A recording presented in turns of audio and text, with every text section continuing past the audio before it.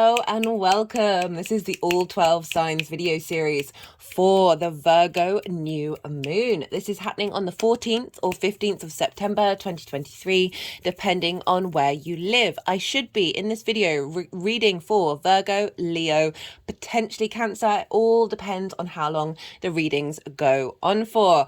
There's a collective reading as well that I thought it was a short one. I couldn't see the time on my phone. Turned out to be an hour and 45 minutes, but there was a lot of stuff that came through. This is a big new moon. This is the first new moon in Virgo that we've had for 30 years without Saturn being opposing it. So there's a lot going on. This is also really tightly connected in with the Mercury retrograde, because 16 hours and 44 minutes after this moon is exact, Mercury is then going to go direct, and Mercury rules Virgo. It's exalted in Virgo. I've done a Mercury retrograde series. I still recommend checking that one out, because Mercury will be direct, but it will still be in shadow phase until the 29th or 30th of September. So everything that we've been learning with that Mercury retrograde is still going to be in motion and cultivating, and we won't necessarily launch from that until the end of the month. And this new moon is super powerful. We've got a lot of the collective planets making connections to this new moon.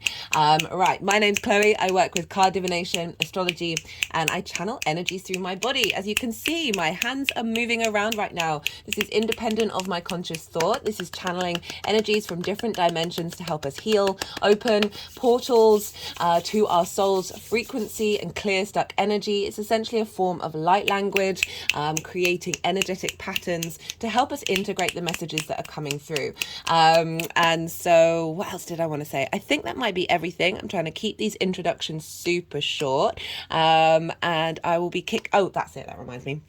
So I work with the whole house system. This means each sign falls in the whole of a house. For those of you who know your time of birth, I really recommend checking out the first house. This is your rising sign, where your ascendant is. For each of the signs, the astrology will link into that sign being in the first house. So really recommend checking out your first house first, then maybe your sun or your moon or your Mercury, because we're dealing with Virgo here. It doesn't invalidate you looking at any other part of your chart. We have all of the 12 signs in our chart. They're all going to get affected by this moon. Just look to, say you're checking out where your Venus is and whatever sign Venus is in. Look to where that sign falls in your chart. Look to the house that it's in, the themes of that house, and apply those themes to the messages that come through. It's as if that sign has now moved to the first house, but with all of the themes and the connotations that are for your natal chart. So if you've got planets there, what themes of those planets, and add all that together into the messages that come through. Take what resonates, leave what doesn't. I focus on you in these readings, right? I really like focus on the inner work, though. You are the most consistent thing in your life. So when cards come up, say court cards, I will be seeing how that energy links into you rather than linking into other people. Same with things like romance or work. But if those themes do come up, I do mention them. But I really do like to prioritize what's going on with you. If you wanted a personal reading where it's more about those sorts of bigger themes or the outside world or other people, do go check out the description box below, where my email address. Send me an email. You might want a natal chart as well. Offer all sorts of things. Send me an email. I really like to tailor to the client. I'll get back to you, and we'll I work on a tiered system in terms of payment. I don't like there being any barrier to entry. So yeah, shoot me a line and I'll get back to you. But I hope you enjoy these readings. I really enjoyed doing that collective reading. That was a lot of fun. Enjoy. Be good to yourselves. Be good to those around you. And most importantly, be well until we meet again. Virgo rising. How you doing, Virgo? For those of you who don't have Virgo in the first house, look to where Virgo falls in your chart. Look to the house that it's in, the themes of that house, and apply those themes to the messages that come through. Take what resonates and leave what doesn't. It's as if that Virgo energy, sorry if I've just said that, this retrograde has really been, blame it on the retrograde. We can't always blame it on the astrology. It's as if that Virgo energy has has now moved to the first house. I think I really did just say that. Apologies, Virgo. And sorry if you can hear any strimming going on. There's someone going around where I live and strimming some of the gardens. But I thought it's kind of appropriate because we're clearing the decks, right? With this new moon, where there's a new slate happening, and we obviously get this every year. But as I said in the introduction and in the collective reading, this is pretty powerful. It's like that Pisces moon that we just had, because Saturn is in Pisces, and this is the first time in 30 years. So this Virgo moon is very much linked into starting a new, bigger 30-year cycle. And there's lots of other things linked into the astrology as well, which I will talk about briefly in this video. If you want more in-depth, go check out the collective reading. I also really recommend the Mercury retrograde series as well, right? Because on this new moon, 16 hours and 44 minutes afterwards, Mercury will go direct. So after the moon is exact. And so we'll be in the post-shadow period. No, well, we'll be in, sorry. So with retrogrades, the planet moves forward and it's in the shadow phase because it's going over the degrees that it's going to retrograde over. The retrograde itself goes back over those degrees. And now after this new moon, Mercury will be going back over the degrees again. In my experience, it's not until the planet goes into new territory, so outside of the degrees of the retrograde, that's when things start to kick forward, which is why I still recommend it, because we've got the third part of the cycle happening after this new moon. Right, so Virgo, this is happening in your first house. Wherever this Virgo energy is, this is conjunct your Virgo energy, so it's a big new beginning for you, Virgo. For Virgo risings, this is your first house, the house of self. This is your house.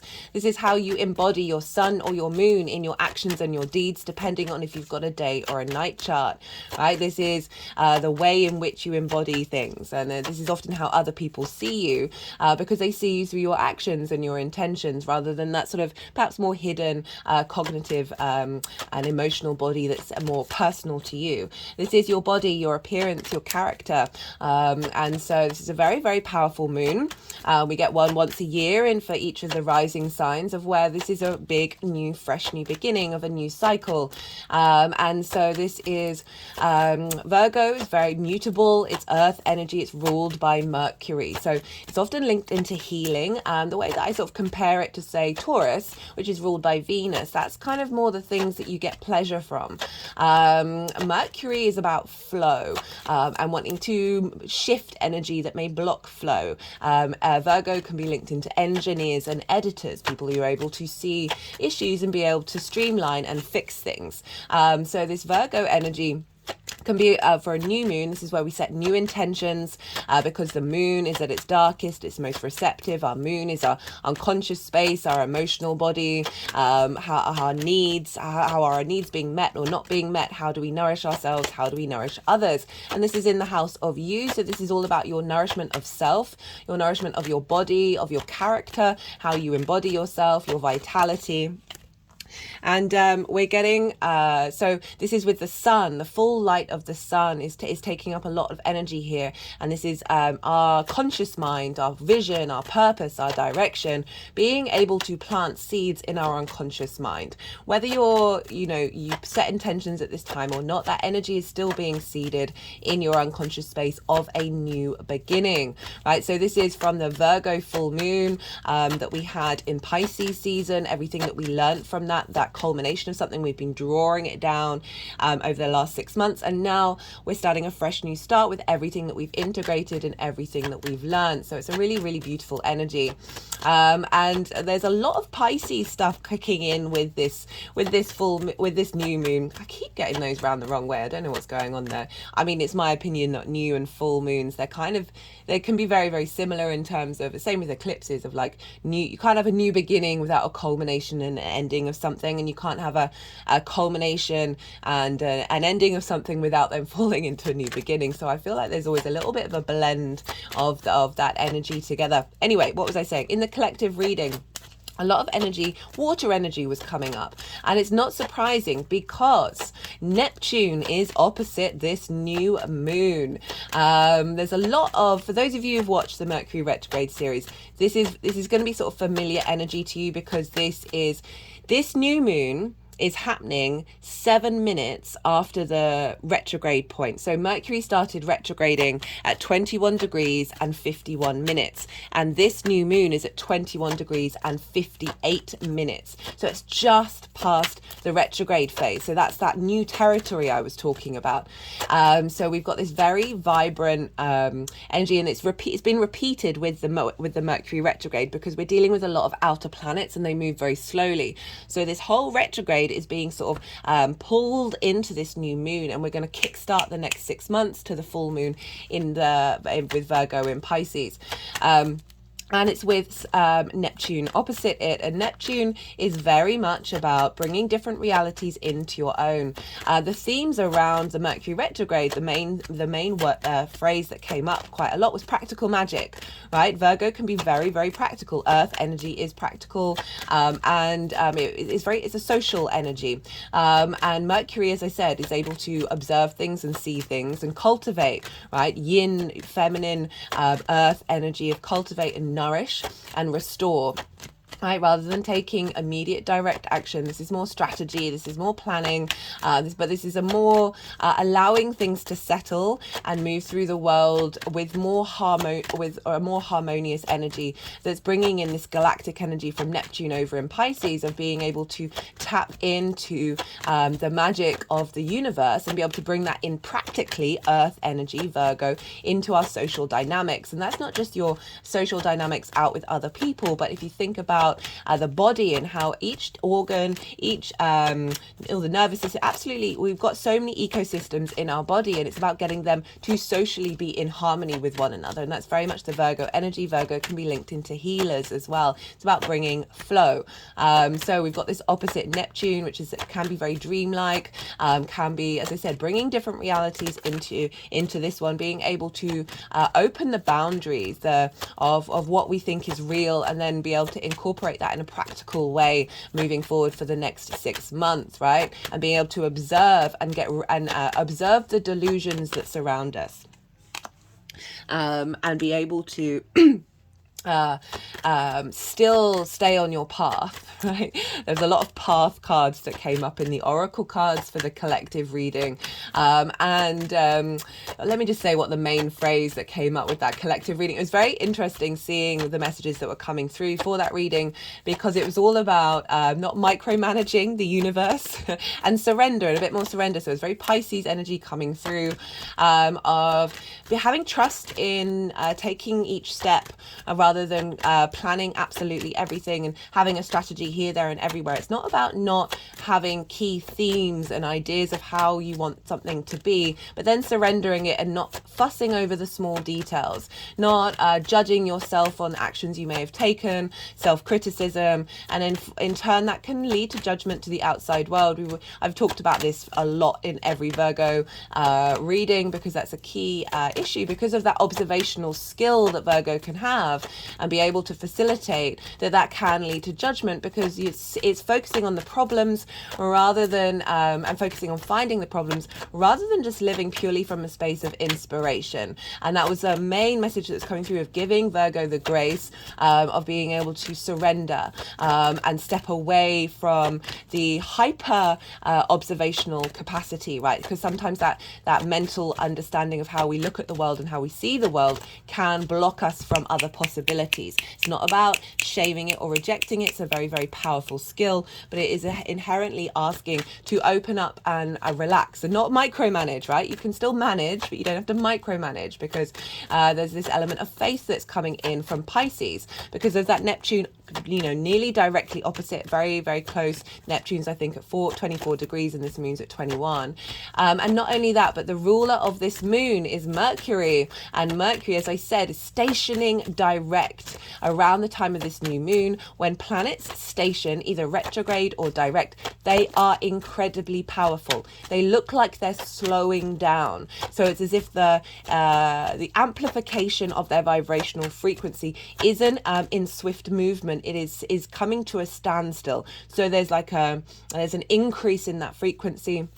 And that means that some big things can really happen around the stations. And this is happening around the new moon. What I really like about the fact is it is still retrograde at the exact time of this new moon, which means that retrograde energy is very innovative. It's able to break out of conformity.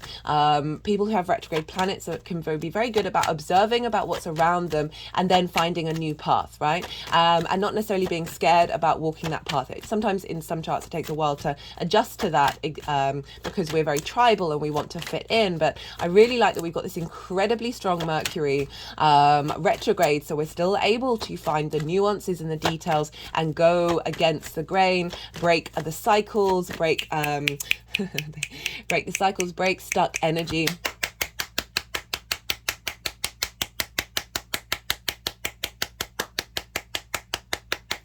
And bring about a new way of doing something. And Mercury is opposite Saturn. So we've got Saturn who's bringing structure to magic, right? Helping us. The way I see Saturn in Pisces is it's like having these marker points in the ocean that you can just hold on to for a bit. So you're not getting lost into the vastness of everything, and still just have that moment to breathe. I think somebody told me, I can't remember, it might have been an Instagram post, that when walls come up, can often, they're not blocking you. They can often be a space where you need to rest and you need to regroup and restore before then moving forward, before then navigating around that wall. So I feel with this Saturn Mercury energy, with that retrograde of Saturn reinforcing into Mercury, that of integrity and that of the karmic cycles that we're here to break through our observation in the way that we move through the world in this 3D experience, bringing that 5D into the 3D and becoming incredibly practical with it. As I said, that Mercury energy is ruling this new moon. So we've got this sense of observation coming in, with that Neptune of being able to see through delusion, seeing through matrices that don't serve you. It's not about shaming them or judging them, right? We're trying to step away from judgment, because Pisces is very much about that duality of accepting the light and the dark and appreciating that everyone is on their own path, and including yourself, and that we are here to experience this 3D world, but there are some connotations and some matrices that can have a really strong hold over of us in order to pull us out of love, right? And these are challenges. These are tools in which we can use in order to strengthen our deeper understanding of how we want to move through this world. And so this Saturn Mercury opposition is about finding balance between the responsibility of Saturn and the flow of the movement of this 3D world of Mercury being in its own sign in Virgo, and being able to combine both of them. So bringing responsibility, integrity into flow in what we do on a day-to-day basis. And that's all feeding into this new moon. It's being heavily influenced by Neptune. Right. So I'm pulling cards for 3 piles. The first pile is going to be the energy that's led up to this new moon. It might involve things that we're letting go of. Because the days leading up to this new moon is called the balsamic phase, and this is when the moon is its darkest, right? And this is when it's a good time to sort of purge and cleanse and shift the energy, meditate on what it is that is important to you, before you then start this new journey. I really recommend with new moons of changing your bed linen, right? Of putting a new set of energy on into the place where you sleep, because the moon does can rule our dreams as well. So that's always one of the few I don't like often giving recommendations, because we're all experiencing this in our own way, and it's about learning to trust your intuition about what feels right for you rather than taking it as read of what other people have said. But that's just one of the things that I will always do is change the bed linen. And have noticed a big shift in how I respond to the energy into the next part of the cycle. So that's the first pile. The first pile is leading up to this new moon. The second pile is the energy of the moon itself. And the third pile is how this energy is manifesting moving forward. So there's some other stuff going on as well. We've got what's called a grand Earth trine. Pluto's over in Capricorn, and Uranus and Jupiter are over in Taurus. So this is really asking us to commit in every area of our Earth chart to this new beginning that's instigating a new 30-year cycle, right? So this is can be very practical, very loyal, giving structure, right? And we've also got a lot of water as well. So we're finding that fluidity, that magic, that memory of water, right? That memory and shifting any blocked memories that we have in that water part of our chart and giving it a new structure in order to grow.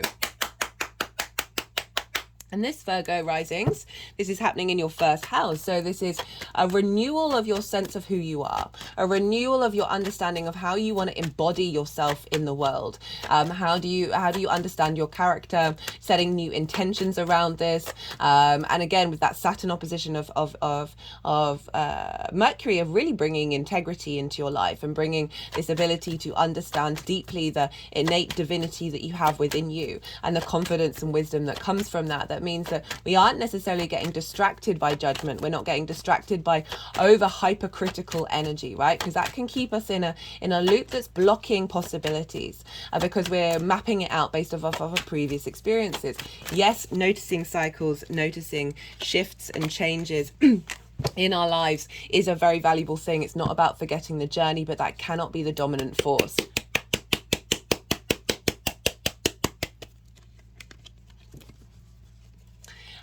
Right, what else did I want to say? So yeah, we've got a lot of earth energy. Uranus is trining this new moon. So whereas that new moon in Leo, it was a square, which is a aspect of Mars, which can bring about conflict, drama and frustration, as well as friction in order to create in the world. We've now got a trine, which is an aspect of Jupiter, and Jupiter is also trine this moon as well. Jupiter likes to provide elevation, wisdom, expansion, and with that wisdom we get that sense of generosity, opportunities and luck come in. And so this is very supportive, grounded energy that's happening with that water. And water brings, it renews earth. Like if earth is too dry, it renews, it brings life, right? So this is a container in which we are launching into the new part of our chart, in the Virgo area of our chart, and it's forming a kite aspect. There will be a post on the community page as well as my Instagram where I'll put the chart up, and the point that we look to on a kite is the tail of it, and that is where the moon is. So all this energy is funneling into this new moon that is going to get launched off into the world, and it's quite phenomenal. The only other aspect that I really want to talk about is the fact that Juno, which is an asteroid, is at 0 degrees of Libra, closely conjunct this new moon, and she represents embodied wisdom. Okay, so we're bringing this wisdom into this new moon of how we move forward. It's not about negating joy or love. Those things are part of that wisdom, and sometimes the Virgo can get quite as I said, it's very practical, very helpful. It's a phenomenal energy that it can get a little bit, as I said, too distracted on the micromanagement, too distracted on the problems, rather than leaning into that inspiration. So the more that we are confident and comfortable of allowing that analytical part of our brain to take a bit more of a back step. It's not that it disappears, but there's a really calling it. It's my practice. Like I try not to assume anything. I try to not make expectations. And this is coming from, I'm a Virgo sun, of coming from years of control, of years of being very good at observing things. You know, astrology is very much it's about patterns, isn't it? Right. So very good at observing things and then predicting people's and situations and the way that they behave and the way that I behave and the way that the world behaves and all of that. And I just got to the point where I really felt like I was blocking and limiting myself in the pure magic, the poetry in motion that is the universe that can come through, because I'm expecting things to form in a more linear framework rather than a more quantum framework. And it's not about denying that analytical linear side, because that is a reality that we do exist in, but it's about bringing in those different realities. And that is very much this Neptune opposition. Mercury is then going to make this exact formation when it leaves its shadow phase, when it's post shadow on the 29th or 30th of September, all the dates in the description box. It's going to be hitting all of these planets again, right? So we're going to get this real boost in this new moon that's instigating, and then Mercury's going to bring even more power to that. All right, so they put the deck away, and all the cards have come out. So this, you've just had the yin, the yang day side of the reading, which is more extroverted, more direct action, lots of stimulation, very fast, go go go go go. Now we're going to go into the night yin side of it, where this is where I'm going to soften my mind and let the energies do some energy work. They're going to then put the cards into the 3 different piles, and I'll come back round and I'll bring in the tarot into the reading. I ask you to soften your mind as well. Don't try and like overthink all the information that you've just heard. Let it all settle. See if you get any intuitive hits come up, and then we'll come back round and finish off the reading.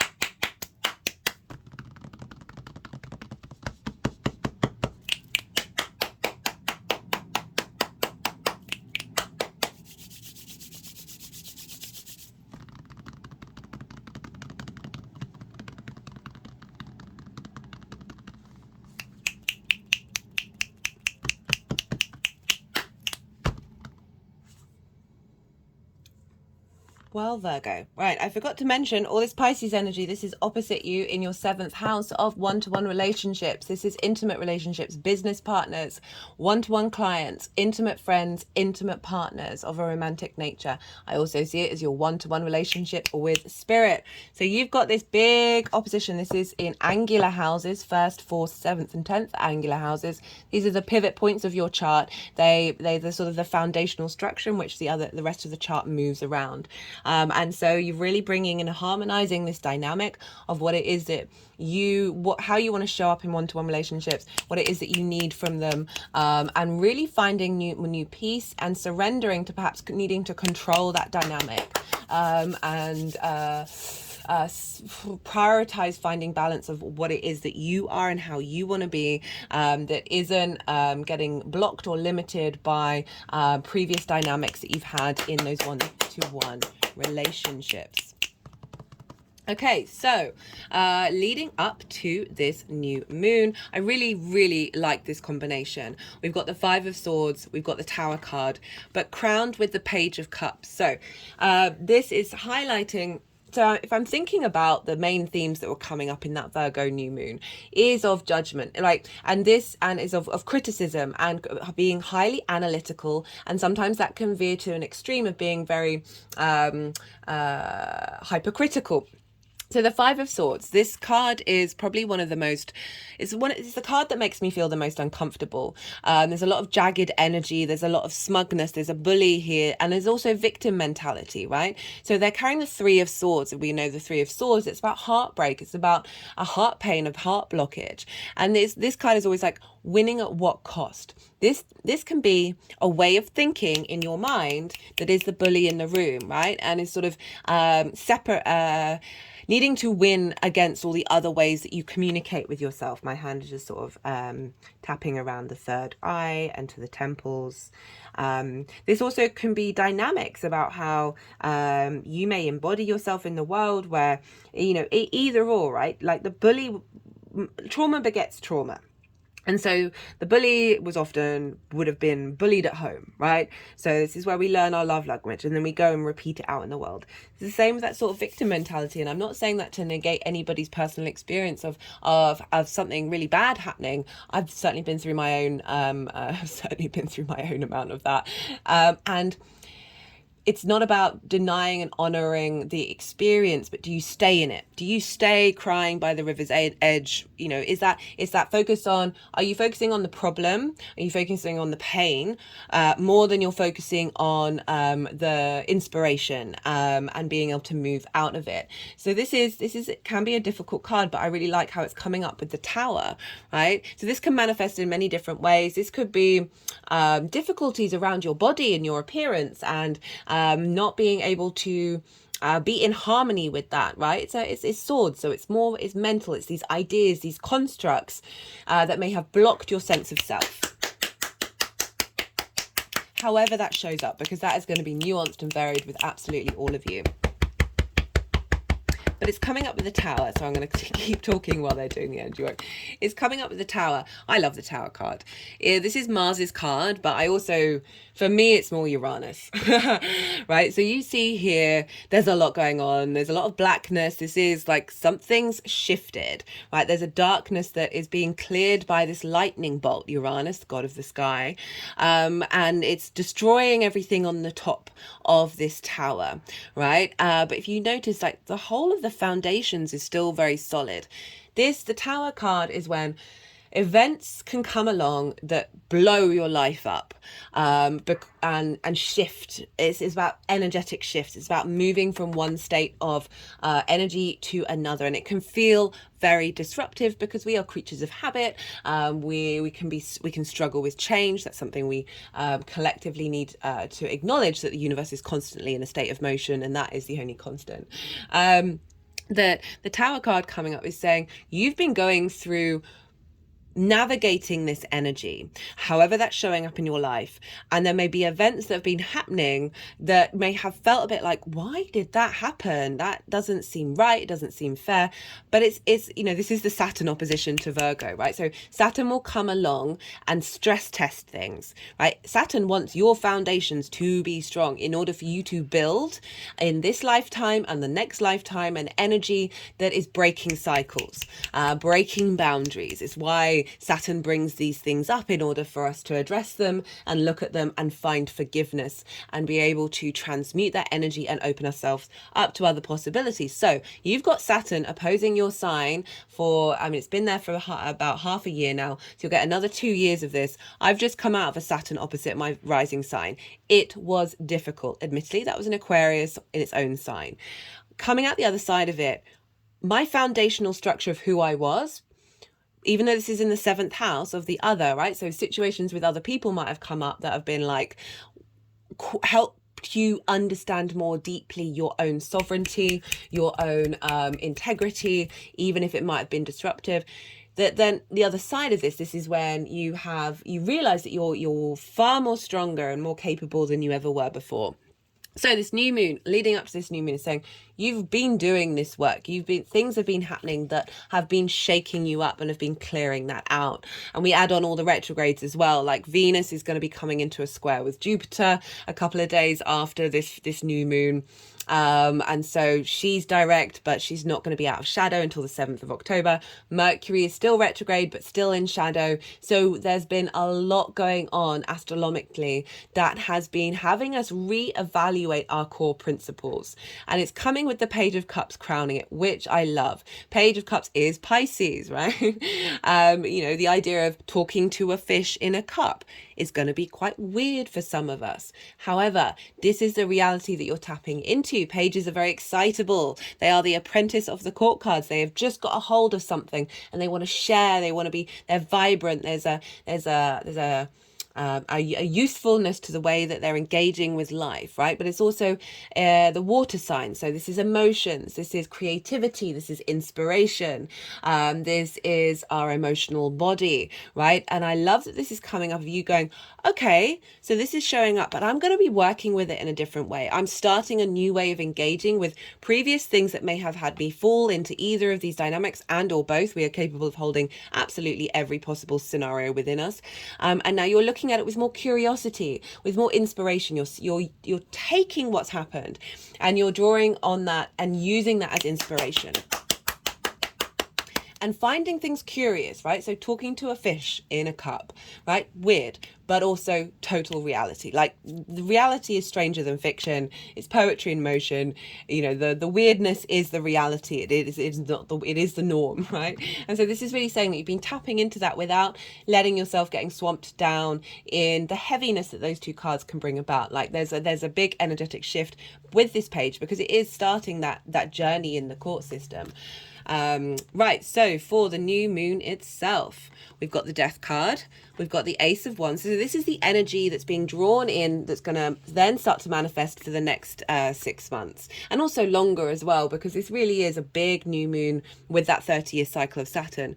With the Queen of Cups, again, really, really like this combination. This is highlighting the journey that you've been on, right? So the Death card is incredibly powerful, very protected. It's clearing out the muck and coming through with a state of renewal, right? The cycle of life, death, and rebirth. We've got the monarch that is no more, right? So this is about acknowledging that which has had authority over you. That which has had authority over you. You are transmuting that energy into something different with this new moon, because the sun is coming up. There's a real sense of finding clarity through the journey that you've been on, because we've got the Ace of Wands. This is a big yes energy. Aces represent a deep renewal in your passion. This is fire, so this is passion, this is inspiration, this is spirit energy, right? So very potent energy. You see the leaves that are growing out of the stick. This is a sense of renewal, and you're being offered this new revitalization in your understanding of yourself and how you want to embody it, right? And coming from very useful energy, the Page of Cups with the aces and pages can be very, very similar in their energetic to transfer of a refreshment, a renewal, having gone through some difficult times. We've got the Queen of Cups. I love this card. She's really been calling to me lately. For me, this is serenity. She's so at peace with her environment. Her foot is turning into the ocean, right? There isn't a cloud in the sky. The waves are still. She is, imagine sitting at the beach. There are no, you're looking out to the ocean, no clouds, no movement, the stillness, but the openness. So your perspective is getting really wide.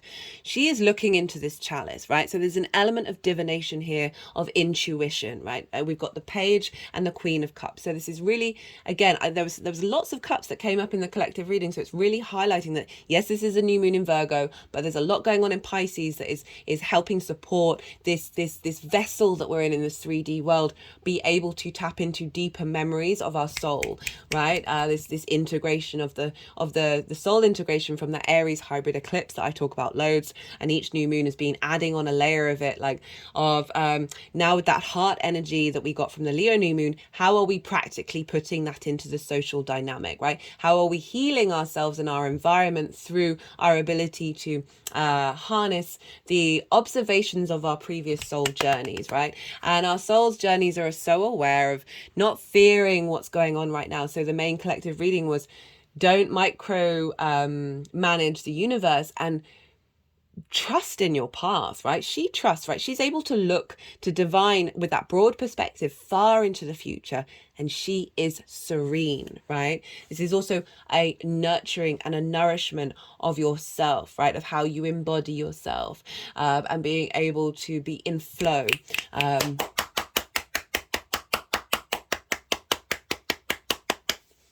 So moving forward, how this energy is manifesting moving forward.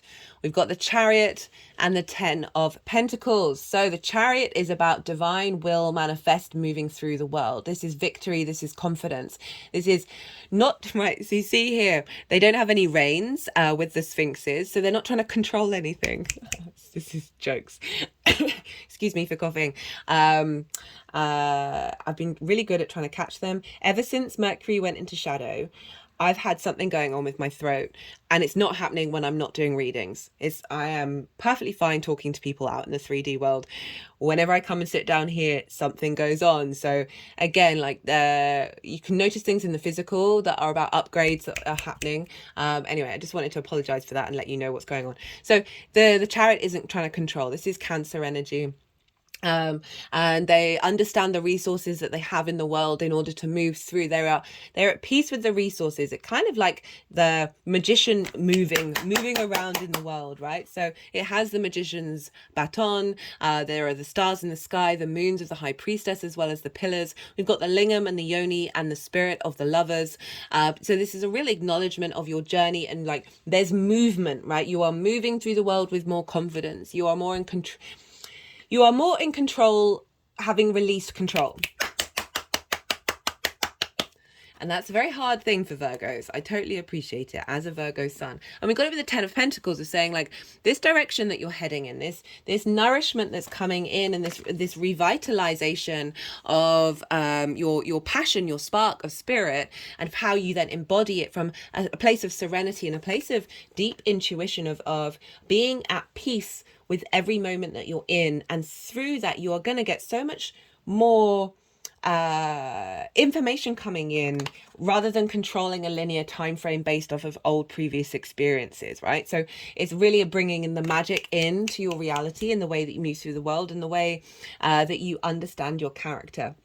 Okay, and that is giving you a deep sense of strength and victory of how you move forward. With the 10 of Pentacles, this is very earth energy. This is Pentacles, so this is about the 3D world. This is, I love this card because they're in a city, they're in a town. You've got the nuclear family here with a child and some dogs, but then you've got this elder figure who's got a lot of esoteric symbols on their cloak, and this is about unifying the 3D and the 5D together. It's about bringing the magic into the mundane for your legacy, right? The movements that you're taking are taking you towards this sense of feeling confident in how you move in the 3D world, and put that flow, that movement of practicalities. Now, I know it's not the Hermit, so it's not Virgo, practicality into the 3D world that is bringing about the balance, as I said, that practical magic.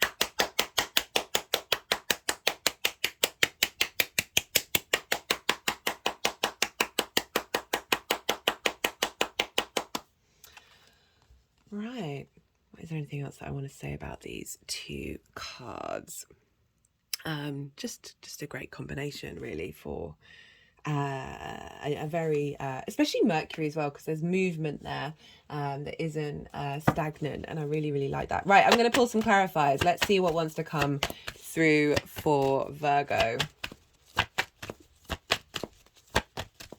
This is the numerology deck. Oh, all the decks are in the description box if any of them take your fancy. And I do recommend, as I said already, the collective reading, especially for you Virgo risings, and if you've got prominent Virgo placements. This is a big moon, and I know I say this every time, but there's just been a lot going on this year that's pretty powerful. I do recommend it. There was a lot that came through with that one. And I really only just touched on it very briefly in these readings. Card for Virgo. Okay, maybe I'll start with the other deck. Sometimes they rather that I do it that way around. Right, so this is the first like tarot. We've got harmony, bridges, joy. That bridge between... I was talking about that analytical part of our mind, as well as that surrendering, that trust, that faith element, which is that Pisces Virgo dynamic of finding harmony between the two can create magic. You're creating this bridge, an understanding that is bringing in joy, is bringing in this sense of peace, right? The difference between the initial cards of the Five of Swords and the Tower, of this sense of harmony. And it's not necessarily that there aren't going to be tower moments, there aren't going to be discords, but it's more how you respond to it, and be at peace with those situations while still honoring your emotions. You know, those of you who are regulars, you know, I talk about that a lot. We've got completion.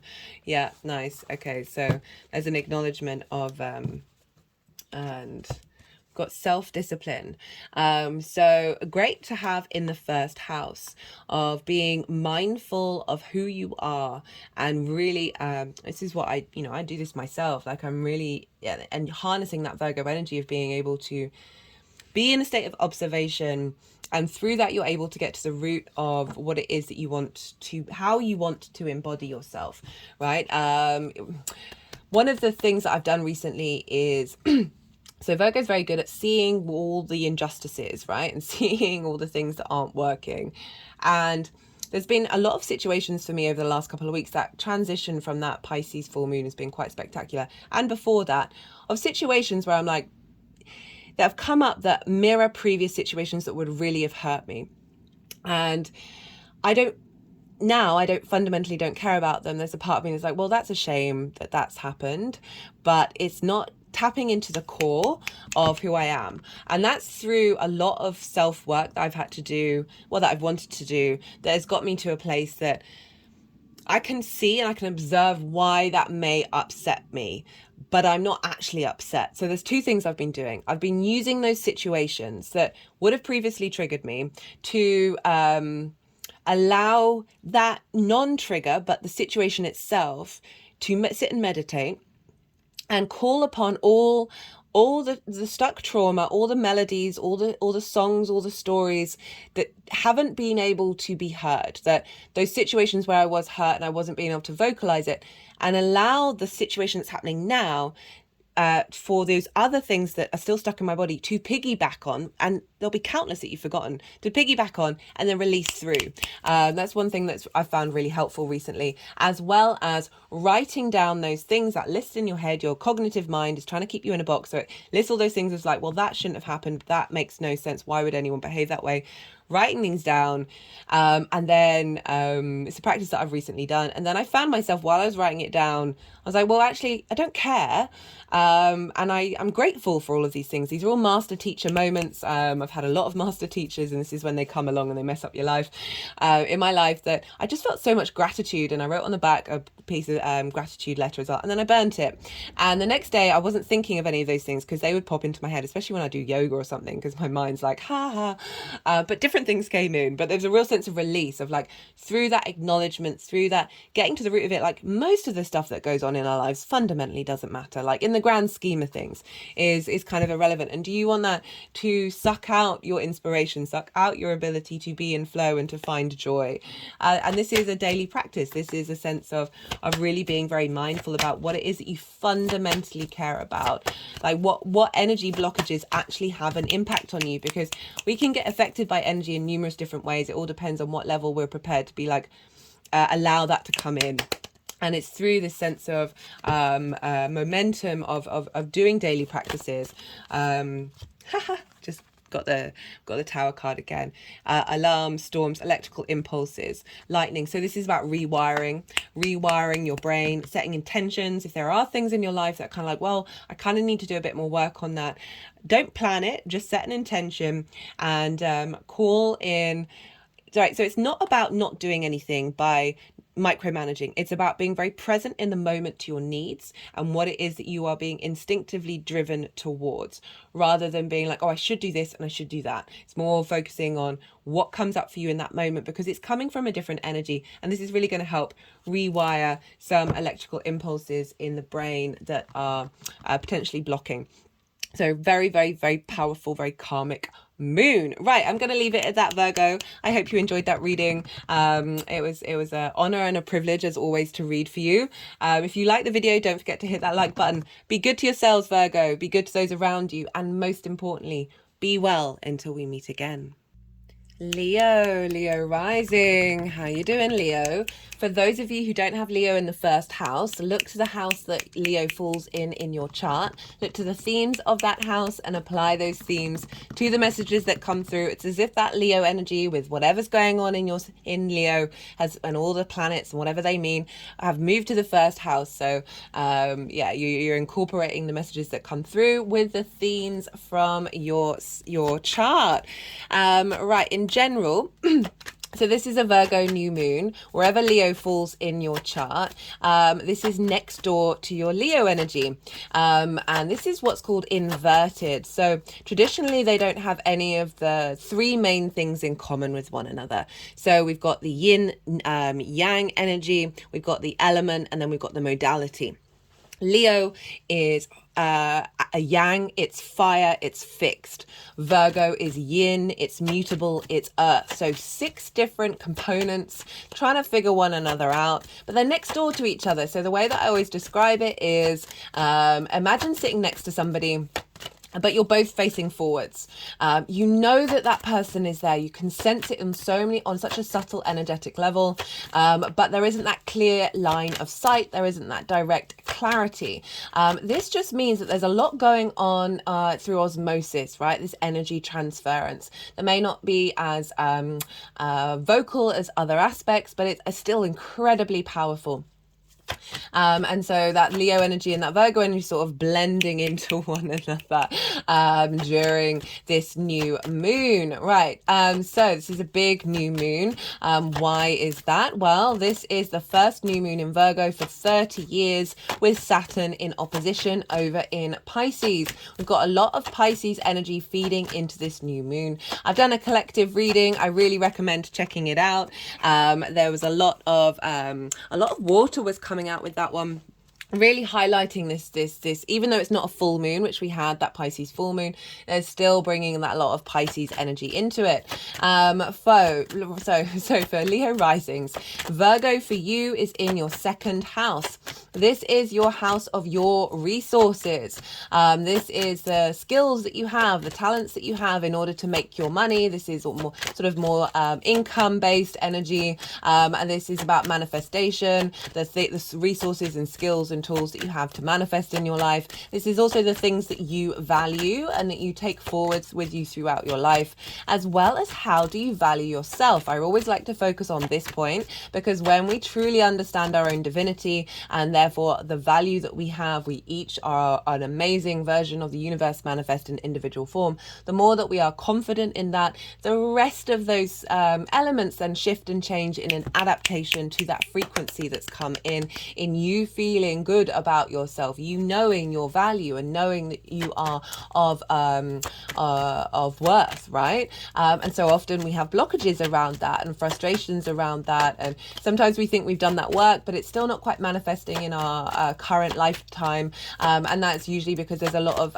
unconscious stuff going on, blockages, trauma responses, limiting beliefs that you've forgotten about and you're not even aware of, that maybe navigating how you move through this world. Noel, This new moon, so new moons are a new cycle, a new 6-month cycle. We're incorporating everything that we've learned over the last 6 months since the full moon that happened in Pisces season, as well as sort of a culmination of the last 30 years of the Saturn cycle. Okay, so that was the same as the Pisces one, the Pisces full moon that we just had, very prominent. I've done a Saturn transit series in Pisces, so if you want to know more about what's going on with that and this opposition that you're going to have with your Virgo energy over the next 2.5 years, do go check that out. I also recommend checking out the Mercury retrograde series as well, because Mercury is ruling this moon, right?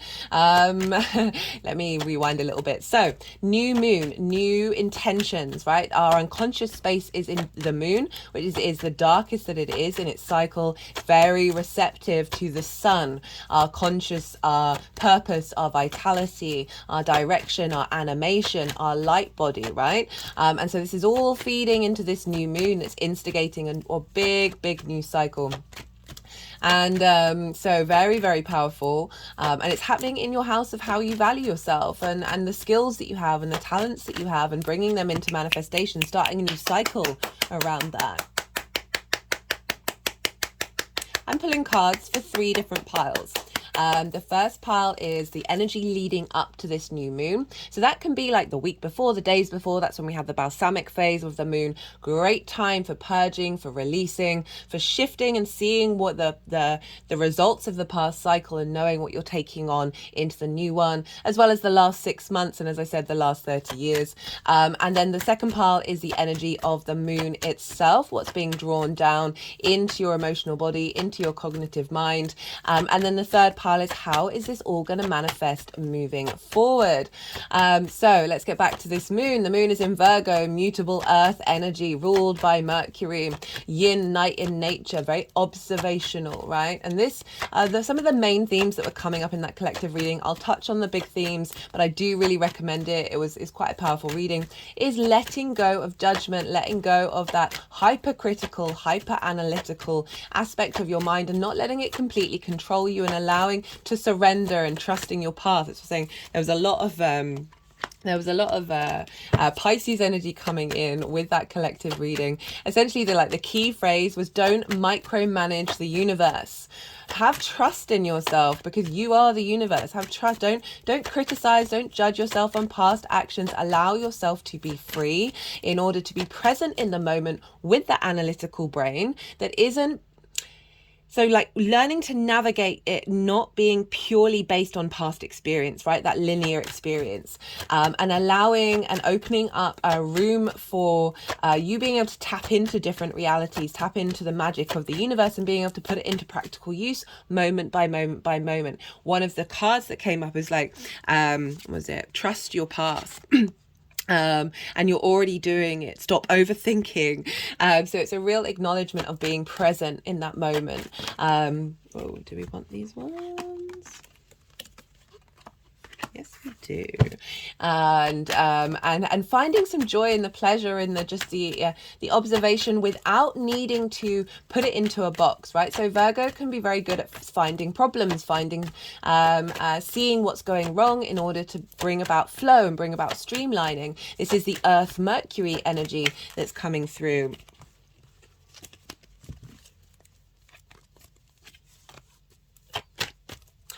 Sorry, just figuring out whether they wanted those cards. This is the Earth Mercury energy. What was I saying? That's completely cleared my brain. Of moving away from perfection, and with that we get self-judgment and self-criticism, and then that turns in the world. Like Virgo, as I said, Virgo is very good at seeing where the problems are, right? And it can prioritize that over the inspiration, over thinking outside of the box and finding new solutions, right? It's an incredibly powerful energy, but it can be hypercritical. And so in your house of how you value yourself, there can be limiting beliefs around that, because you're seeing perfection in a way of needing to be, it's a very distorted way of looking at perfection, of everything needing to be exactly right? That's denying the reality that every moment is perfect. You are perfect right now. It's not about not striving and changing and growing and flowing into each moment and realizing that they are also perfection, right? So it's releasing judgment, it's shifting our understanding of it and not letting it control us and have superiority over us. So let's talk about the astrology. So you've got a lot of stuff going on in Pisces, which is in your 8th house, and this is the outside world's resources, right? So this can be bigger money, like inheritance, 3D and cosmic inheritance. There's also the give and take between you and the outside world. Interesting, you're getting a lot of cards linked into the Virgo energy of you and the outside world. Like, this is time, money, things, energy, ideas, intimacy. This is how your relationship dynamics show up, whether you give too much or take too much. And Saturn and Neptune are both there, and they're interacting with this moon, of really bringing into balance your sense of worth when it comes to relationships in the outside world, of like feeling supported. And through that, we are starting a new journey of knowing that you have everything that you need within you in order to move through the world and understand what it is that you need and how you give and how you take, and finding that flow without judging when things aren't working. Because then that's a reflection of you not seeing yourself and not seeing that every situation is a teachable moment, in order for you to really, really deep dive into the fact that you are divine. In every moment, you are truly divine. And it's when we really get to that fundamental that we can then start being in play, finding that flow no matter what's going on in the world, and harnessing skills and harnessing talents that are coming through from the collective, right? From the 5D energy, from the 3D energy, of being able to utilize those resources in launching of how you the resources that you have, because they are one and the same. So we have this new moon is opposite Neptune. Neptune is about being able to bring in different realities into this 3D world.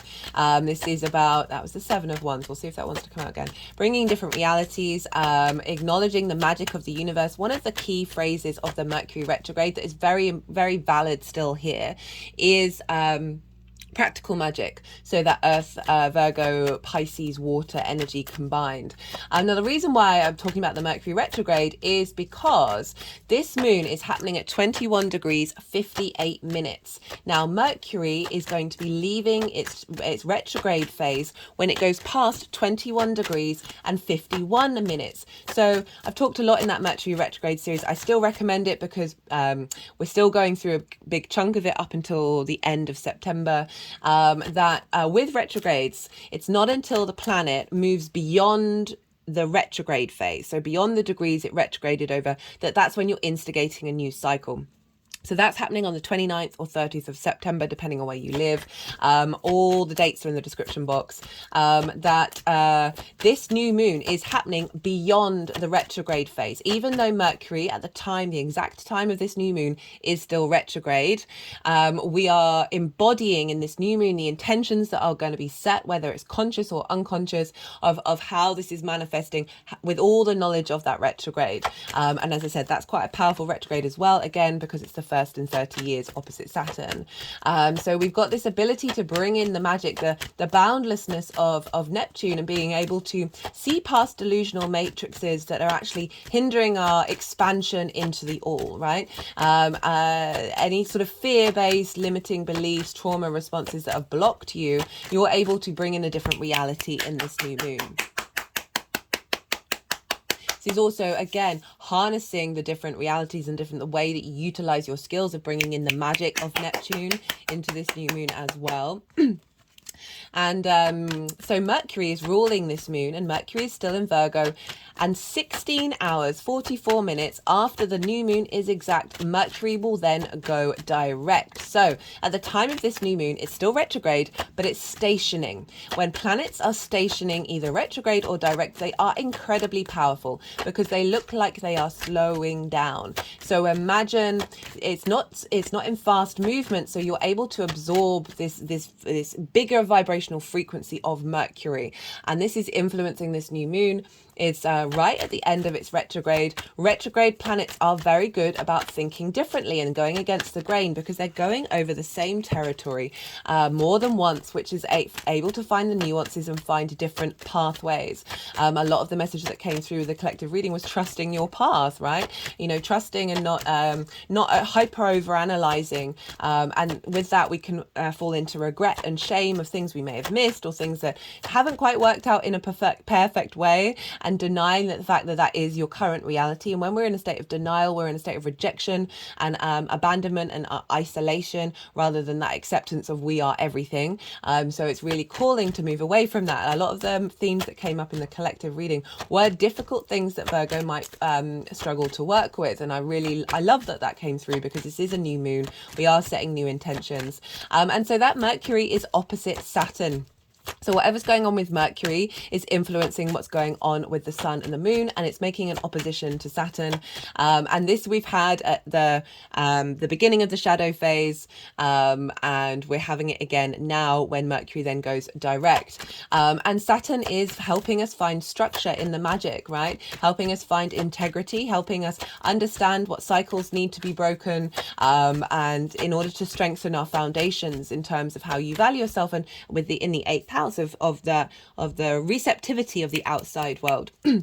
So we've got integrity coming in from Saturn, feeding into Mercury, that then is feeding into this new moon. Mercury's retrograde, as I said, so being able to think differently, being able to break out of those structures, those cycles of Saturn, of time, of karma, bringing in new relationship dynamics with yourself and how you value yourself, with the skills that you have and the tools that you have and the resources that you have in order to manifest in the world. So pretty powerful stuff. And what else is going on? Well, we've got a grand Earth trine.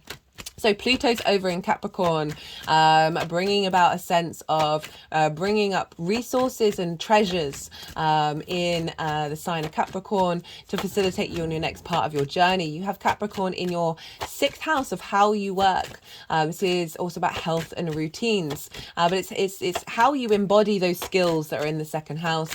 And then the 10th house, this is where Taurus is, where Uranus and Jupiter are. They are trining this moon, as is Pluto. Trines are an aspect of Jupiter, wanting to bring about wisdom, elevation, expansion. And with that, we have confidence. And that's where the luck, the opportunities, and the abundance come in. So trines, they've got a lot in common. So there's a lot of free flowing energy in the earth area of our charts, giving us structure and loyalty and commitment to the way that we move forward in the world. With that Taurian energy with Jupiter and Uranus,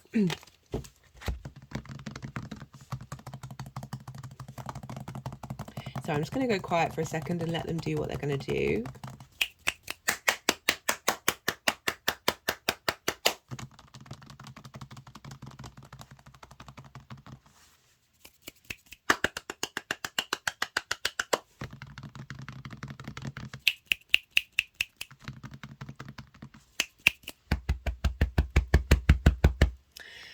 Right, so Jupiter and Uranus. Uranus wants you to be your individual self. I've talked about all of these aspects a lot more in a lot more detail, because this is the point in which Mercury started the retrograde. And again, it's going to be the post-shadow phase as well. So they're all outer planets, so they're moving quite slowly. So I've repeated this and I've expanded on this in a lot more detail in the Mercury retrograde series. In the introductions, I've broken down the major aspects, the Earth trine, all of the oppositions. I've done all of that in the Mercury retrograde series. So you can go check that out for a lot more detail. But essentially, Uranus wants you to be confident, being your unique self. And Jupiter is providing expansion and deep wisdom in that. That's all of this, and that magnetism and transformational energy of Pluto is all feeding into this new moon. It's very, very powerful, again, with the integrity and the dreamlike, magical, mystical, all the possibilities of the universe feeding into this new moon. Super, super powerful energy. We've also got a conjunction with the asteroid Pallas with the moon and the sun. Pallas is all about, Pallas Athena is about embodied wisdom. She's also about strategy, but I've been focusing more on the embodied wisdom because it's not about denying the very powerful analytical strategic side of Virgo, right? It's not about shaming that, but it's acknowledging that sometimes we can go to extremes with things and block out other ways of thinking. So with all this Pisces energy of being able to just have a bit more faith and be able to surrender more, we can use both the combination of the analytical and the faith combined to embody wisdom in the way that we move forward and the way that we take care of ourselves. And for you Leo, this is very much focused on the sort of the work area of your life. Like the 10th house is your life purpose. It doesn't have to be just career, but it's the guiding star in your life that pulls you forward, that you bring into manifestation with the way that you understand and work in the world. The 6th house, how do you figure things out with the tools that you have in the 2nd? And this is all feeding into one another to instigate a new cycle. that is going to boost your understanding of bringing in that practical magic and harnessing your analytical mind, that's stepping away from judgment, because judgment is also separation, while still understanding your own integrity and what's important to you. It's about getting to the fundamentals, and bringing in a new way of deepening your connection to spirit, with the resources that you have, and spirit is in everything, and doing source is in everything. Spirit, same, with that 8th house, 2nd house polarity of the outside world's resources and yours, and finding harmony between the two. My toes are just wiggling at that one. Finding harmony between the two, and stepping away from any sort of lingering self-worth issues that you may have had, and really stepping into your own power and your own strength, and bringing that forward into your reality. New moons, as I said, new beginnings, so they take a while to get going. Some of you there, you might feel this very instantaneously, and have a deep understanding of what to do around this new moon. I try and not make suggestions about these things, because we should be really tapping into our own intuition about what feels right for us. The one thing I always do suggest with new moons is change your bed linen, change your beds, put some new energy down. This is happening either late at night on the 14th or throughout the day on the 15th. So that's one of the few things that I recommend. I do it myself, and I do really notice the difference in it on a very practical level. This is a very grounding energy, while also being renewed by the waters of Pisces. Memory is held in water, and I really feel like we're shifting the energy. We're shifting the energy of what memories are stored in the water, in our physical body, that are helping release and bring in a more our ability to harness our soul integration and of all the different past lives, and bring that into a sense of flow and practicality in that Virgo energy, with the deep healing of this new moon, of really being able to set intentions moving forward that are facilitating your space in the 3D world when it comes to how you engage with people socially as well, because it's a social sign. But I also see it as sort of all the different aspects of your body working together in harmony. But it's finding the ability to see through delusions that have been blocking you, and open up to the magic, and be able to use that in a very practical way without over planning, right? It's more about having a feeling of what it is that you want, and then taking things one day at a time, and not trying to control everything, because there's a lot more going on in this universe than we are consciously aware of, and there's lots of forces at play that are aiding and assisting the journey of finding joy, creativity and love and inspiration in every moment that we do. One thing that I've been really practicing is, when I'm out and about in the world, is tapping into the wind and running my hand over leaves, and whenever I see a bird, like, I watch how it flies, and I try and imagine myself doing that. I've really finding connection on an earthly basis that's a bit more magical. That's definitely been something that's been coming up quite a lot. Other practices that I've been doing that have been really helpful. So Virgo energy can see where all the faults are. And for me, over the last month, I think it's been around a month, some situations have been coming up that I'm like, what on earth is going on? And they've mirrored previous situations that would have triggered me and caused me a great deal of pain. And I'm not feeling pain around these things. I'm feeling very at peace with it all. But my mind keeps listing all the sort of injustices, or all the sort of the messed up nature of what's been going on. And I'm like, I talk to my mind, I'm like, I don't care, like, why are you bringing this up again? And it was getting to the point where I was like, I'm really it doesn't matter, I really want to do something in order to sort of shift this energy. And so I wrote them all down, and while I was writing them all down, I was like, I didn't care, but I even more didn't care. And I was actually thinking every time, like, I see a lot of these situations throughout my life. I've always seen these situations as sort of master teachers. Like, I've had a lot of stuff happen over the last couple of years where, like, it really is the bizarre what's happened, and I can't even wrap my head around it. But they've taught me so much. It's taught me so much. And I was really feeling that while I was writing them down. I'm like, thank you for all of this, even if it has been difficult. what did I say about the 7 Wands? Even if it has been difficult, and then I really wanted to write some gratitude over it, and I was like, no, write all this stuff out, because these are things that your mind keeps telling you. So let's clear this out. And then on the back, I wrote a big gratitude piece on gratitude, and I rolled it up and I burnt it. And then the next day, I didn't think of those things, but my mind brought up other things. But it was a really felt very clearing and very healing while I was doing it. Another thing that I've also been doing with the mind and working with the body, sort of Virgo energy, Mercury energy, is these situations that have come up, as I said, haven't been triggering me, but they very much mirror past situations. So I've sort of sat and I've meditated with that feeling of peace that I have with what's been going on, and using this situation to allow all the unsung blocked energy, all the unsung melodies that are within me linked into those trauma situations, and saying, even if I can't remember you, even if I don't know you, if I don't remember, or whatever it is, and allow it, and giving them the space to attach themselves to this situation of peace, and allow that to all flow through me. And the first time that I did it, it was like a hubbub in my brain of all these different melodies and stories, and it just felt so light afterwards. So these are sort of things that can help you if you do suffer from self-judgment or overcriticalness, and that can be both towards yourself or to the outside world, the people around you. It's a very, very common trait. There's nothing to shame it over, and just, bringing those practices in to help establish this space of peace, despite the fact that things can be going wrong, that you're like, this fundamentally, I can see why this is messed up, but getting to the root of whether you care about it in the long run or not. Right, I think that's everything that I wanted to say. Yeah, I think it is. I'm going to go quiet for a little bit. They haven't put the deck down. And so I'm going to keep shuffling. So we've had the Yang day action orientated side of the reading, very stimulated. There's lots of go, the extrovert, lots of information. And now we're going to go into the Yin night side of it. I'm going to soften my mind and let the energies flow through me. They'll want to do some energy work, and then they'll put the cards into 3 piles.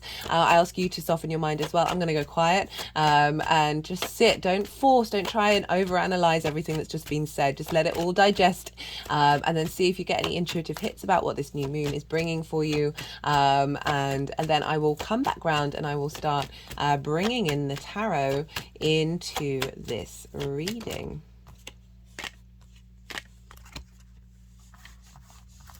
Okay, fair amount of cards here for you, Leo.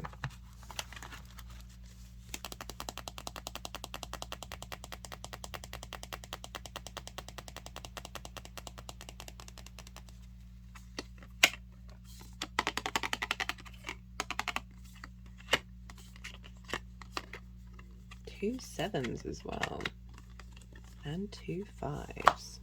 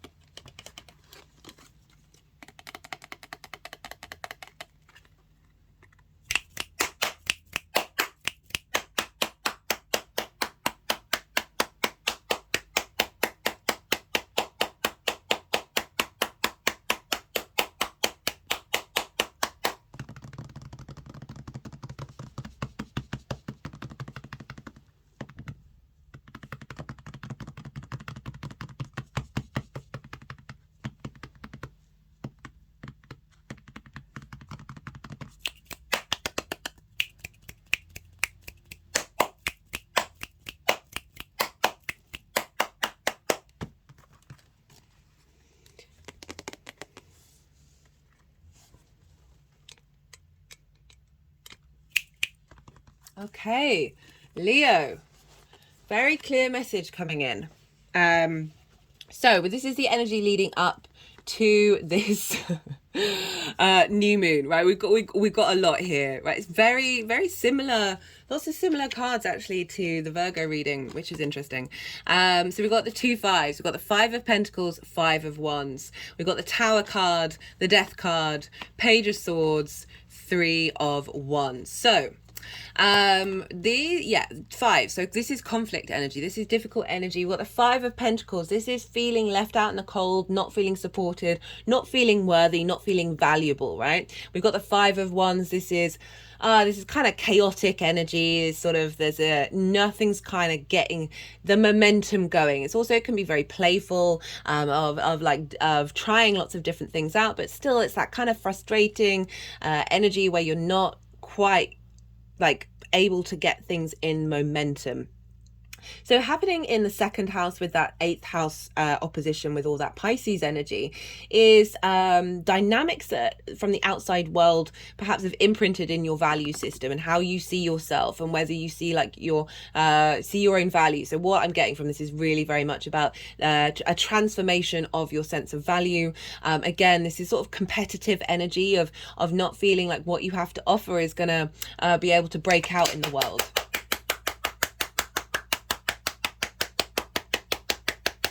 Like perhaps if we're talking about jobs, of like being in competition with other people and finding it difficult to find your own value in that chaos. And we've got it with the Tower card. So this is saying stuff's happened to help bring down these energies, but it might have been disruptive, right? The Tower card's very powerful, and there's a lot going on at the top. We've got the lightning bolt of Uranus coming in. For me, even though this is the Mars card, for me this is very much Uranus, right? But the foundations are still strong. So the fact that it's coming after these 2 5s of conflict energy and saying, right, enough is enough, right? There's divine inspiration coming, there's divine action, there's sort of shaking up your system in order for this new moon to bring and to add on to this foundational structure. And it's come with the Death card of like this acknowledgement of, through this journey that you've gone through, of being aware of what you need to let go of and putting that into practice and taking time to compost that. Sorry if I'm shaking, my legs are shaking right now. You've been protected during this, even if it's been difficult. As I said, clearing out a 30-year cycle of perhaps of feeling very heavily this, and feeling like it's just being tower moment after tower moment. This is a release, this is a cycle, this is a death to this energy. And it's come with the Page of Swords, and the Page of Swords, again, very analytical, right? Looking to the past, but stepping to the future. We could argue this is linked into the Mercury retrograde that's really been helping clarify a lot of that energy and perhaps sort of help you navigate what's been going on. This is also heralding in a new dynamic in the way that you understand and look at your skills, your resources, the way that you manifest. And I always say, like, it's not about denying the past. You've got to remember the journey, but it's also not about holding that as if that's your only limitation. You see here, they are in fact facing forward. And it's really saying that there have been messages coming through to let you know about what this new cycle is going to be like. And you've been able to observe the past of all of this, not take it too seriously because you're not fully facing the past and refusing to move forward. There is a sense of momentum here of moving out of that cycle, and it's come with the 3 of Wands. So this is sort of dominion energy. There's a sense of strength and a sense of power here. This person is standing on a cliff, right, and they are looking at these ships are moving out into the world. You've laid a lot of groundwork. It's following the 2 of Swords, 2 of Wands, which is about getting the lay of the land. You've had the lay of the land, and now you've been instigating a new way forward. You can kind of sense it, you can feel what's coming, especially with that retrograde. Of understanding that you are starting a new journey. You are starting a new dynamic, working with those blocked energies and realizing that they're not a part of you anymore. Oh, just had an energetic release of that. And this is instigating, like, starting a new journey. I love the way that they've put these cards. Okay, so we've got the 7 of Wands, which is very much about everyone has something to offer. You are of value. Again, they are standing on a cliff, right? So it represents a higher the higher ground, right? So you've got a better viewpoint. You are above something. You're above the rest, right? We all are in our own way. It's not, but there's this competition going on, and this person's feeling like they've got to fight off this competition. Right, so they look really unsteady. They're wearing different shoes, nothing against that. But if you're trying to like stand strong, right, imagine walking around in a boot and a flat, right? You're going to be a slightly off kilter. And so this is, whenever this card comes up, I always say, like, you really got to tend to your own value and how you value yourself, and do it for you and not from a space of competition, right? Just enjoy the experience of playing with the resources that you have within you. And it's come with the Four of Pentacles over the top of it, right? So this is kind of not focusing on this part, it's focusing on this top part of the value of this Ace of Wands that you're carrying, and being that spark of spirit that you have within you. The Four of Pentacles, it can get a bad rep, but I very rarely get that it's linked into holding on and being miserly. I rarely get that hit when I'm reading. Sometimes I do, and I always say it. For me, this is about power, internal strength in the 3D world. So you're bringing the spirit, your passions, your drives, your motivations, and you're being grounded. So this is the energy of the new moon in a state of power and inner power in your body's sovereignty, right? As the pentacle, right? This is the star of Venus. She wants us to feel good in the 3D world. And they're underneath the feet chakra, over the heart chakra, on the crown chakra, saying that your energy is protected and being projected, but you are not suffering the projections that have been put upon you by the fear matrix, right? So I talked a lot about how this new moon is helping us release delusions and bring in a new reality, and bring in, speaking of new realities, and bring in the magic, right? And so it's come with the sevens, so 2 sevens. This is a 7 year. I love the Seven of Swords as well. Again, it also gets a bad rep. This is all about thinking differently. Okay, so they see all the sunlight. It's a very positive card. This figure is carrying the 5 of Swords.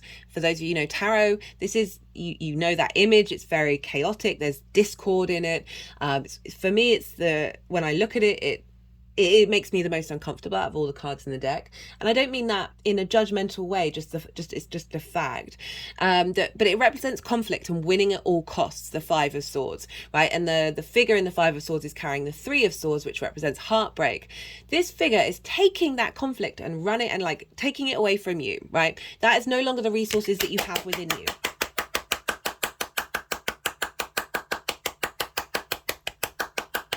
Very interestingly, the 2 of Swords nearly popped its head out, and so the 2 of Swords are left, and she's blindfolded in the 2 of Swords, and this is about going into your inner intuition and finding that the deep reservoir of resources that you have within you that may have been hidden from you, right? And so this is about thinking differently, thinking outside of the box, about the skills and talents that you have, the resources that you have, and finding this inner peace in the way that you value yourself, right? And that power. So it's incredibly vibrant energy coming through with that. Very playful, so more playful than sort of judging, more playful than overly critical. And appreciating that things aren't always going to be the way that you expect them to be. There can be side quests, there can be detours, there can be things where like something disappears, and then it's knowing that you have all the resources within you in order to be able to handle it. But definitely a new way of looking at your value, and therefore the skills that you have are being able to bloom in ways that you weren't able to imagine, you weren't able to think about, from a deep place of power. So for this energy manifesting moving forward, we've got the King of Pentacles and the Queen of Cups with the 10 of Cups. So this is pretty powerful energy. I love the combination of the King with the Queen of Earth and Water. We've got that Pisces and Virgo energy coming in. The King, very abundant energy. The actions that it's taking is able to create this abundant space, right? There's a sense of groundedness and loyalty and longevity in the actions that you're taking, right? Lovely, great. This is fab for the second house of money, right? How do you make your money? How do you survive in this 3D world? We're moving away from survival mechanisms cataclysms. We're moving away from that sort of scarcity energy of like needing to compete with what it is that you're bringing into the world, rather than this space of abundance, right? This is very abundant energy with the Queen of Cups, and she's all about serenity. And look, her foot is turning into the ocean. She's so at peace with what's going on. And there's no clouds in the sky. There's no waves. Unlike the King of Cups, it's like sitting on a storm. And imagine looking out and how broad your perspective is. She's looking into this chalice. There's a sense of divination, and she is at peace with what she sees in the future. She is able to be in flow and nurture and nourish your sense of value, your emotional body, in the way that it connects to your value system, your intuition, and be able to bring about flow into the world, and bring about this deep sense of resource as well. So I love the King and Queen together, because it's saying you're not only taking action moving forward, but you're able to nourish and cultivate and be in a state of observation so you've got that nice balance of the yin and the yang together that are harmonizing your understanding, right? There's a deep sensitivity and intuition and creativity of being able to see yourself in a different way. Oh, my fingers have just gone very soft and very light. So again, like moving away from the analytical, moving away from the judgment. Queen of Cups isn't judging anybody. She is at peace with the moment. She's at peace in the now. I am so soft and flowy. This happens almost. Oh, postman. Sorry about that, Leo. Just had to have a seat. Words. The postman arrived. Right. So what was I saying? Oh, the serenity of the Queen of Cups, right? Virgo can be like needing all the different plans, right? There's a sense of having trust and faith in how you are being guided through the world, and it's taking you to the Ten of Cups, right? So it is the typical happily ever after. So in the way that you look at yourself, the way that you value yourself, and therefore how you're able to bring your skills and your resources into being. And it's saying that this shift that's happening is allowing you to cultivate and move through the world and take action to bring in abundance. And this intuition, whether you know all the it's not about knowing all the details of the plan, it's just having that faith. And this combination of these cards is really saying that is what's being instigated, right? You've got a nuclear family here, so this can be, for some of you, this is bringing in the resources in order to get to this space. Like any family, like they're just using that example, right? Or any dynamic that is giving you this sense of feeling content in every area of your life, right? And so for this is the second house of how you value self. My hand has just gone over my heart chakra, and when we are at peace with things, this is when we're just more able to move through the world without fear that's blocking us from our inspiration and keeping us fixed on the problem, right? I always look at this card, whatever this means to you, right? This is the only rainbow in the tarot. And it has the 10 cups, and if you turn them on the side, they look like wheels. And chakras are, in Sanskrit, is wheel. And for me, I always think of enlightenment here, of the chakra points in your body being in harmony, being in flow. And this is how the light body that we have within us, right? When light is refracted, it turns into the colors of the chakras. And so we have that within us. And this is saying you have that resource within you, right? Virgo is the deep healer, right? It can see where those blockages are, and be able to bring about a flow in your space, and be able to facilitate not only yourself, but through your own facilitation, you are facilitating the universe. Ooh, they just moved me right back and did a spine crack.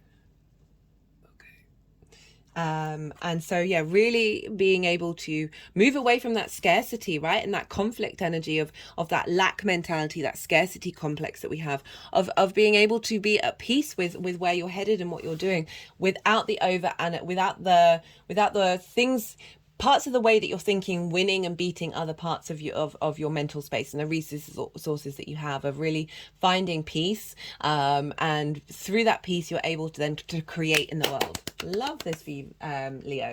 Right, I'm going to pull some clarifiers. Let's see what wants to come through. This is the First Light Tarot. This is a mixture of major arcana, question cards, statement cards, and keyword cards. Let's see what wants to come through for... Ooh. Let's see if that was the nature card. We've got the Lovers. This is Gemini. This is union, matters of the heart, choices, physical love, right? So it's focusing on the matter and choices of the heart. So it's implying that it's opening up more space for choices and dynamics to come in that are bringing in this that you can then take action on, as well as also the matters of the heart. The more that we're in flow with understanding we are the divinity, right? They're focusing on the singularity point, and that balance and that flow that we can bring about through creation of understanding the resources that you have, right? This ability to see yourself with deep, deep love. And when we do that, we are able to bring in the vibrational frequency of the world of feeling supported because you support yourself. This is also could be about someone coming into your life that is helping facilitate whatever it is the resources that you have. Like there's a sense of a duality there, of coming in, of a union of something. But I really get a union with yourself and a union from a space of love, which is beautiful. Right, I'm going to pull one more clarifier. Right, the Gemini area in your chart is in your hopes and your dreams, okay, and reaping the benefits from your 10th house as well. So that's your sort of career life purpose, that through this shift, you're going to be reaping the benefits from your career house that are going to facilitate your hopes and your dreams. Okay, let's see what wants. This is the numerology deck. Let's see what wants to come through for Leo.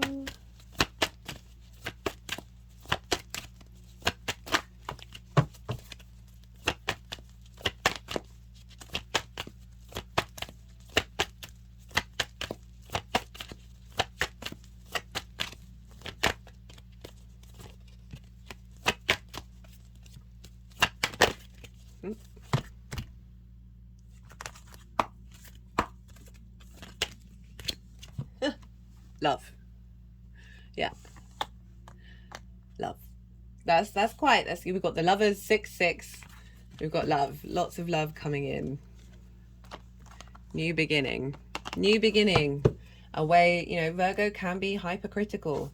And it's not about denying observation. It's not about hiding from those things, but finding that balance and always coming back to being in a state of adoration of yourself, right? In such a glorious way, that's really healthy, that's both real, delusional, and full of love, right? So, and I mean delusional in the best possible way of like realizing this reality that we're in, there's so much else going on. And the more that we open up to that and the pure play and joy of it, the less we get sort of fixated on this blocked energy of how we value what it is that we're doing. We're amazing. Everyone on this planet is phenomenal. The whole universe is phenomenal. We're what anyway, I'm gonna leave it at that. I mean that it's super clear what's going on here. Interesting, the 1 and the 6 is the 7, and you got 2 7s, so a real shift in dynamic of how you see yourself. That's been very, very clear energy, and that's being instigated and seeded at this time, to put you forward into this state of abundance and serenity, and being able to move through the world in a way that is bringing about some hopes and some dreams coming in. Right, okay, I'm gonna leave it at that, Leo. I hope you enjoyed this reading. If you did, don't forget to hit that like button. Be good to yourselves, be good to those around you, and most importantly, be well until we meet again.